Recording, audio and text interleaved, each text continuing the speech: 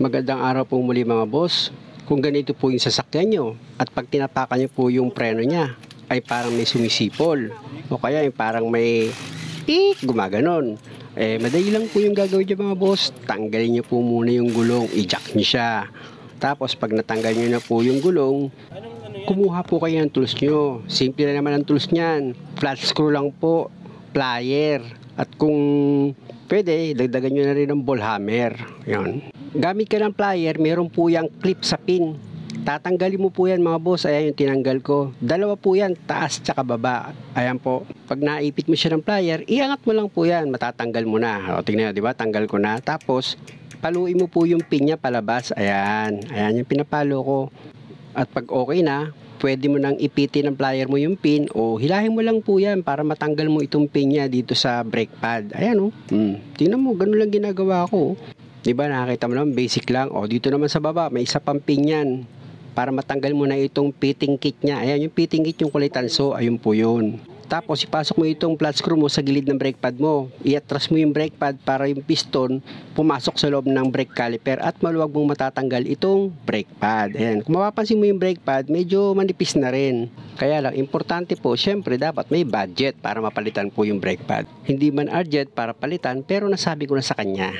Tapos, gagamit kang po yan ngayon ng liha. O, lilihain mo po siya. Alam mo kaya mo yan lilihain mga boss? Minsan katagalan po kasi itong brake pad mo, napipit-pit yan eh. Tumitigas po yan. Tapos minsan nasasaksakan ng buhangin. O, siyempre, possible, ang panggagalingan ng ingay, gaganon yun. Minsan sa buhangin lang po yun. Maraming beses po ako naka-encounter na ganon. At saka yung matitigas na brake pad. Ayan po yung pinanggagalingan minsan ng ingay or sipol ng brake nyo. Lalo't hindi po kayo regular na nagpapalinis ng preno. Kaya nga po gumagawa ko ng video para kung may time po kayo na mismo maglinis. Ganon po mga boss. Kaya nga pinipilit ko makagawa ng mga basic na video para po makakuha po kayo ng idea kung paano nyo po gagawin. At ang pinakamahalaga, kayang-kaya nyo po siyang gawin sa bahay nyo. Tandaan nyo, pati yung rotor DC, lilihain nyo pa. Pasadahan nyo lang naman para kung may kalawang matanggal. Tapos, syempre, gagamitan nyo po siya ng basahan after nyo rin maliha. Ganun po, para malinis po talaga siya. Tapos pag okay na po, pwede mo na pong ibalik itong brake pad niya kapag nalinis mo siya. O, ipantay mo lang po yung pagkakalagay mo para hindi ka po mahirapang magkabit. Ganun po ang style niyan. Tapos yung kabila po, ganun din po gagawin mo. Siyempre, dapat pag kinabit mo yan, talaga nakadiretso siya. Kung tagilid po yan, mahihirapan ka. Nakita mo, kaya nga itinuto ko yung camera ng para hindi na po kayo malito mga boss eh. Pag naipantay nyo na siya sa butas niya, ishoot nyo po itong pin sa brake caliper. Itagos nyo po yan dun sa kabilang brake caliper. At pag nailagay mo na yung isang pin, dito ka muna sa baba. Kasi ikakabit mo pa po dyan yung fitting kit niya. Kailangan po may kabit mo ng maayos yung fitting kit mga boss. Isushoot mo rin yan sa butas ng fitting kit, yung pin ng caliper mo. Ayan. Siguraduhin mo lang pong may shoot mo maigi po mga boss ha. Baka mamaya hindi mo may kabit maigi yan. Nako, importante po yan para hindi po kakalog-kalog yung brake pad mo. Ayun po yung purpose niyan mga boss. O, diba?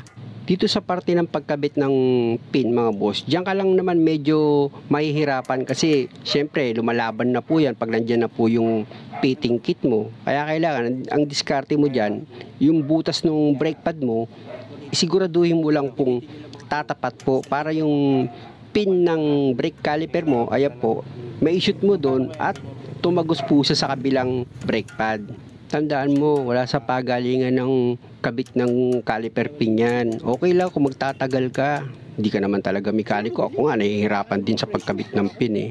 Okay lang po yun. Kaya iniisip mo agad na baka may hindi mo kaya. Kaya mo yan.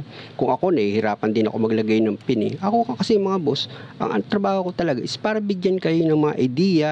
Para naman, siyempre, alam niyo, mahalaga na pera ngayon. Mas maganda siguro kung medyo yung mga basic lang, matipid nyo na. Ilang naman po ang pakay ko. Hindi po ako gumawa ng video para magparami ng customer. Kung hindi, mabigyan po kayo ng mga video, ng mga basic at magawa nyo po yung sasakyan nyo kung kaparehas po nito. At paglapat na po yung yung pin mo, iayos mo po yung butas niya, tapos ilagay mo na po yung clip. Ayan po yung maglalak dito sa pin para hindi po siya mahugot. Kaya ayusin mo po maigi mga boss ha. Hanggat maaari nakapataas po yung kabit mo ng pin, ng clip mo para sigurado. Ayan, tinutusok ko lang po yan, di ba? Ang sa akin lang naman mga boss, kung pwede lang naman, huwag niyo naman pong kalimutang mag-subscribe sa channel ko. Kahit pa paano naman, siyempre, ayun lang naman ang hiling ko sa inyo. Muli po mga boss, maraming salamat.